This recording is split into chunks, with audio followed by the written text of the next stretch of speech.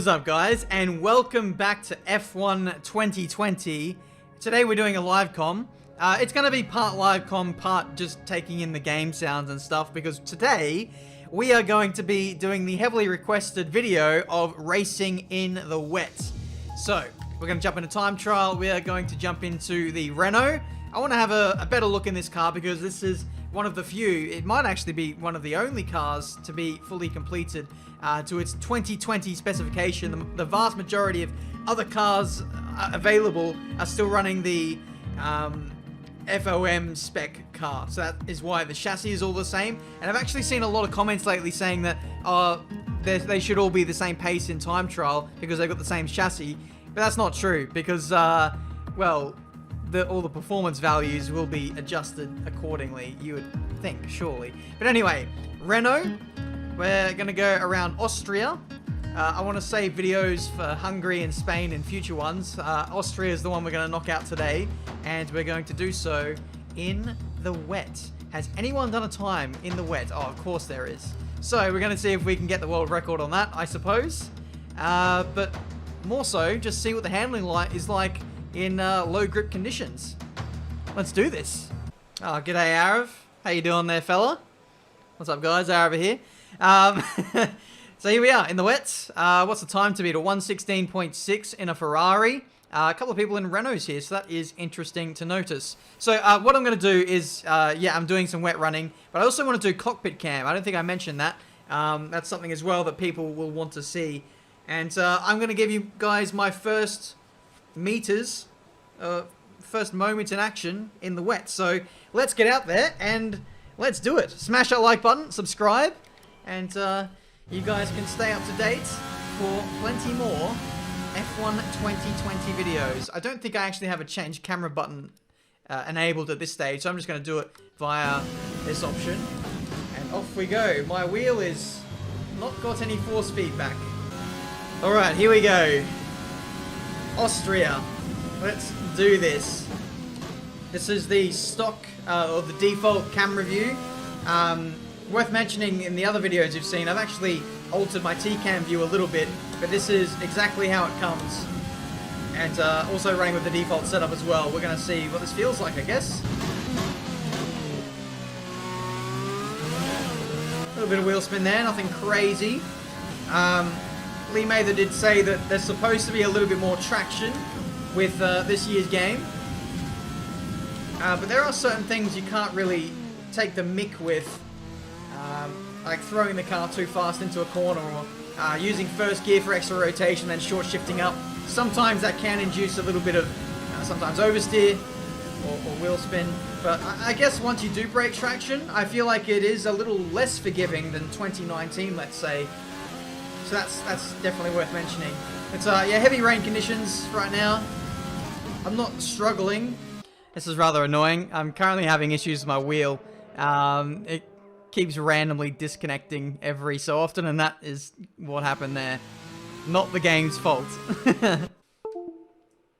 How can you keep disconnecting? You're not reconnecting, so why are you disconnecting? Alright, back to action, hopefully. Hopefully no more disruptions. But hopefully you guys are enjoying the videos so far. The response so far has just been amazing. I really do appreciate it so much. I've done 3 videos now, and I've failed to mention in all of them that ERS is now pretty much automated in this year's game. You do have an overtake button, which you can use to help get past other opponents, which you can override over the normal mapping. But essentially, for all intents and purposes, it's kind of like how the auto setting was or is on F1 2019, but now you have just that fraction bit more control. So I'm quite interested to see how it all works out. It does depend a lot on your driving, as I lose the back end quite a lot here, out of second, third and fourth gear. First little tricky moment there. But yeah, I can't imagine it being equal for everyone.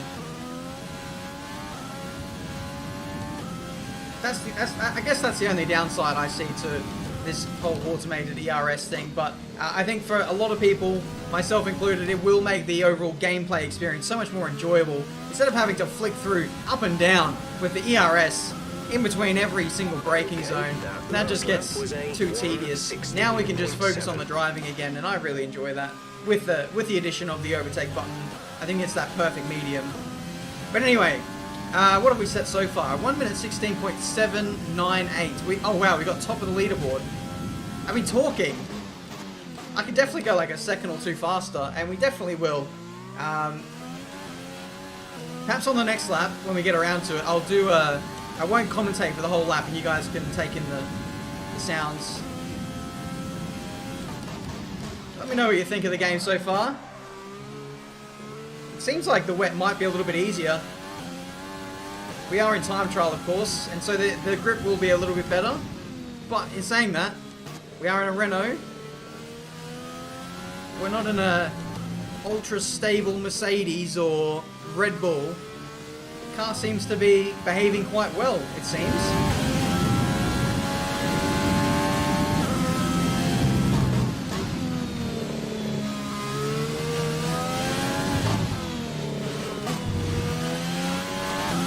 Downshifts sound a little bit different in the Renault. It's quite nice.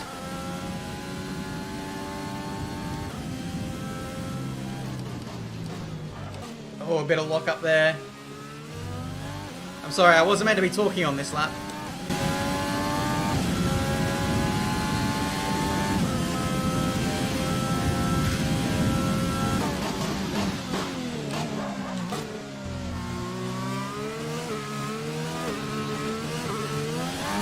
Oh!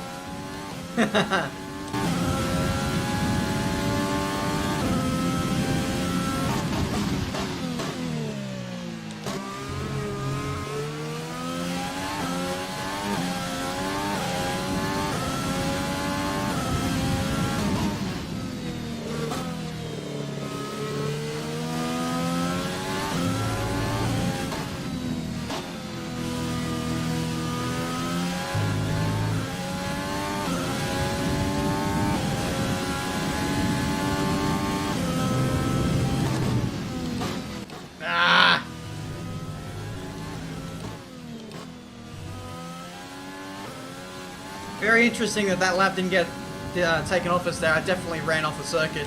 I went at 15.7. That's all right. We could still go like half a second faster. I think we're by no means there on the limit yet. But yeah, decent. Can I have a look at my? I'm gonna quit to the menu. End session.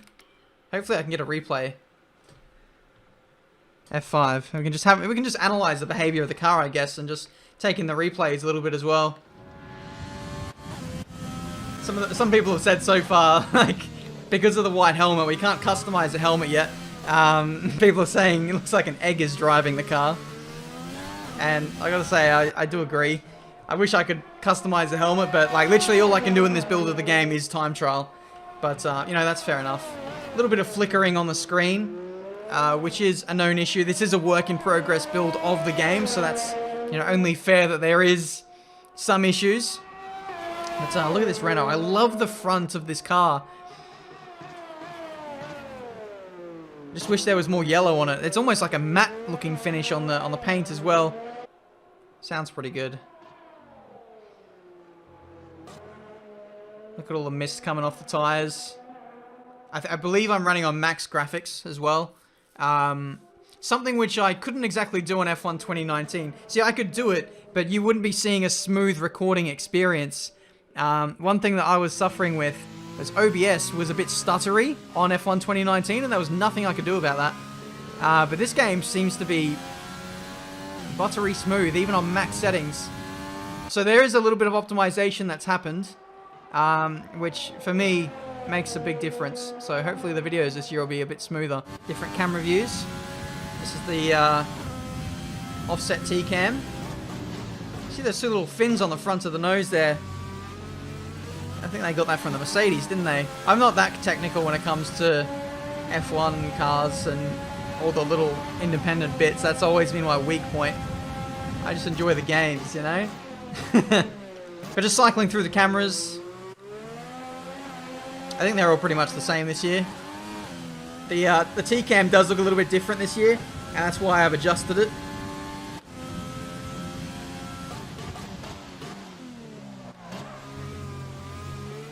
I like to have my T-cam in a place that allows you to see a good bit of the helmet, but I also want to see the steering wheel as well. I use the steering wheel as a good reference, so just so I know not to turn too much. I can never be one of those people in sim racing who turns off their steering wheel and has no reference as to how far I'm actually turning in-game.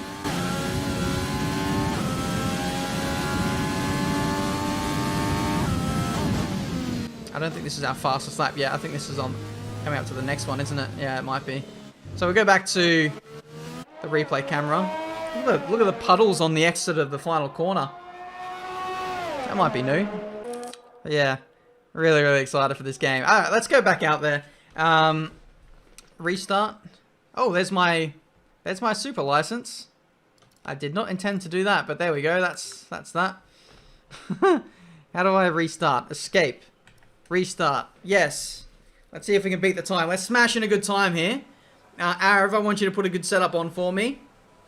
And we will be on our merry way once again. Tiro Limitless is going to see this video and he's going to be like, right, I need to obliterate that time by 5 seconds. It just needs to be done. So let's see if we can go about beating this lap then. How is that not a warning? I don't know. I didn't really gain any time, so fair enough. Off we go for another flying lap. I definitely lost a lot of time in sectors 2 and 3.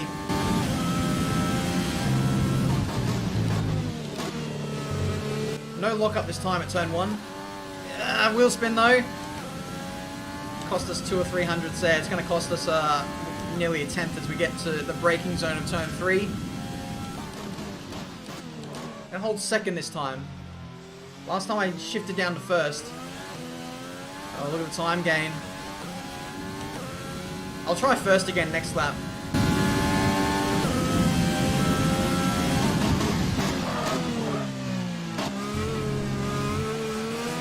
I actually had David Greco message me today.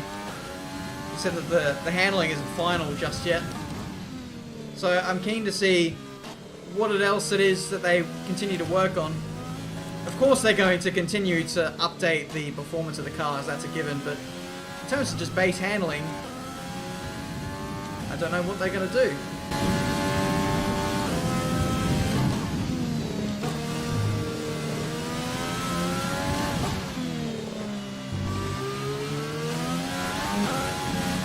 Still not completely smooth. I reckon we could do a 14 and that'd be a good lap.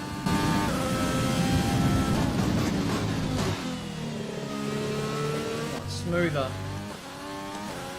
You watch the F1 Esports guys in the wet and they're not making a single correction. That's the kind of level we need to get to if we want to maximize a lap in the wet.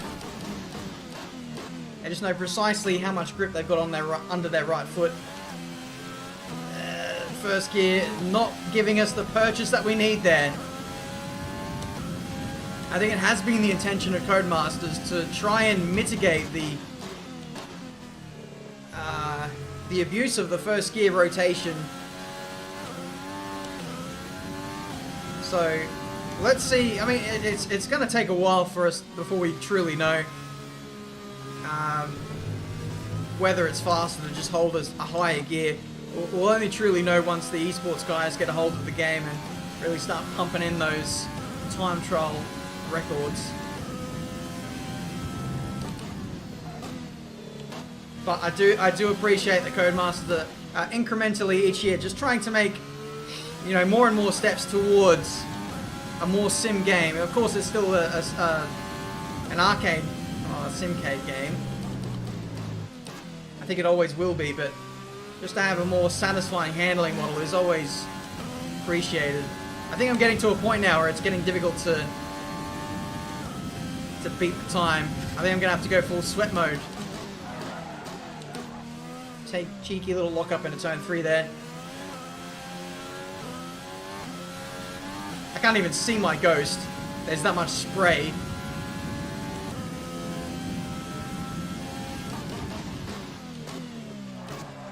You know what? I think what I might switch to T-Cam now. Can I do that? I'm gonna have to do it in the menus. So TV pod. Let's see if we can gain any time.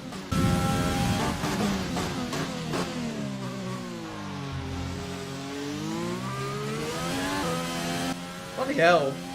That makes me appreciate how much of a nice exit I got. I didn't think it was anything special. But it just shows, like, when you don't push, when you, I don't know, don't overdrive the car, it's mad how that makes a difference for lap time. I've said this many times on my channel, I'm a chronic overdriver, especially when it comes to league racing. Just push too hard, and you just gotta, I think for me, my driving style, I've just gotta rein it in a little bit, just keep it nice and smooth and flowing. That's when I tend to be at my best. Much better finish to the third sector. That is 15-1. Yeah, we can definitely do a 14. We just need to get a nice exit out of turn 3 like we did that time.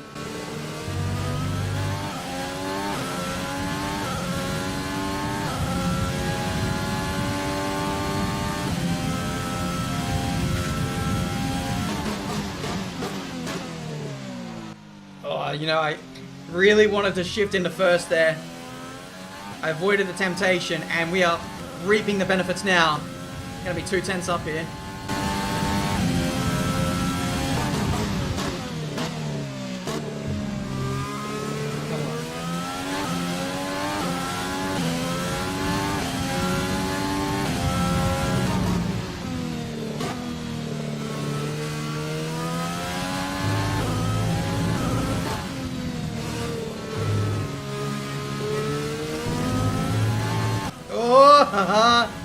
Tried to get on the power earlier there, that's definitely bit me back there.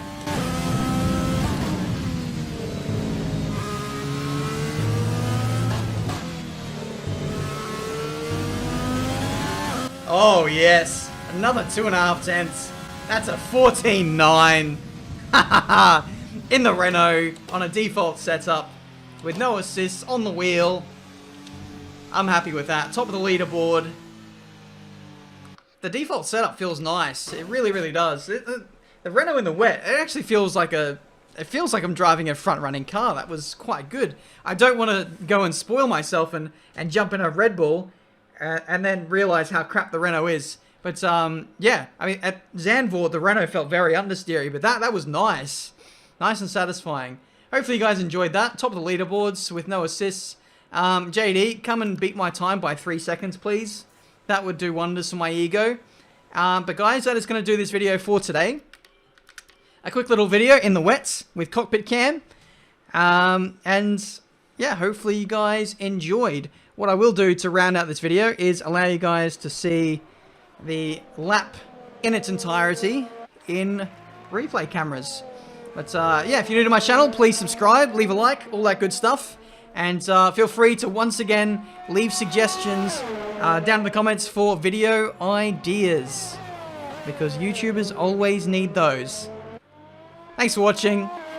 I'll see you next time.